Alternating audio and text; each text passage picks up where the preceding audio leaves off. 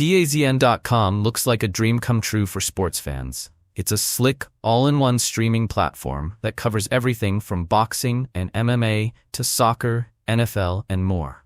With the promise of on-demand access and global reach, it feels like something every sports lover would want to check out. But before you go signing up for a subscription, let's take a closer look to figure out if DAZN lives up to the hype.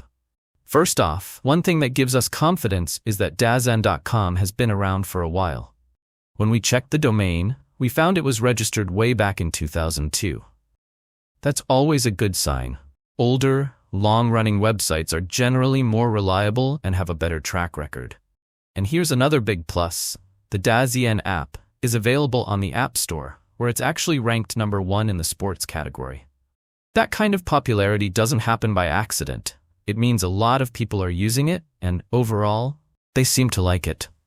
We also noticed that DAZN supports streaming on top brands like Samsung and Sony. That's not just a technical detail. It shows they've got partnerships and compatibility with serious, well-known names in tech, which boosts their credibility. But let's talk about what really matters. What people are saying.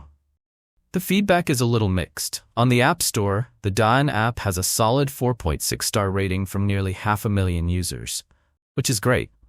But over on Trustpilot, it's a different story. It's sitting at just 1.9 stars from around 5,000 reviews. And if you browse through Reddit, you'll find some folks voicing frustrations about performance and service quality. That said, there are plenty of happy users. One person said they love the on-demand replays, the fact that there are no spoiler pop-ups, and no extra pay-per-view fees.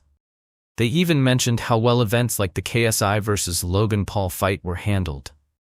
Their only gripe?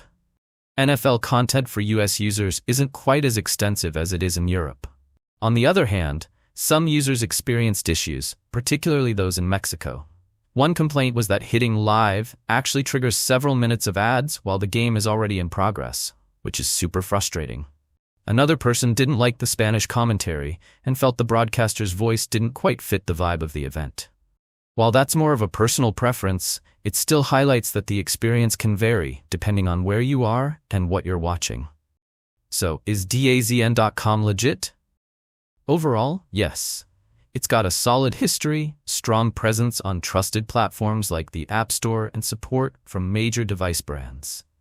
While there are definitely some complaints out there, especially about region-specific issues or streaming hiccups, it seems like DAZN mostly delivers on its promises.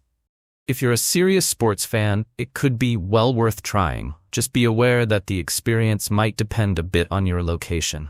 And that's it for today. If you've used DAZN or had a different experience, drop it in the comments. I'd love to hear what you think.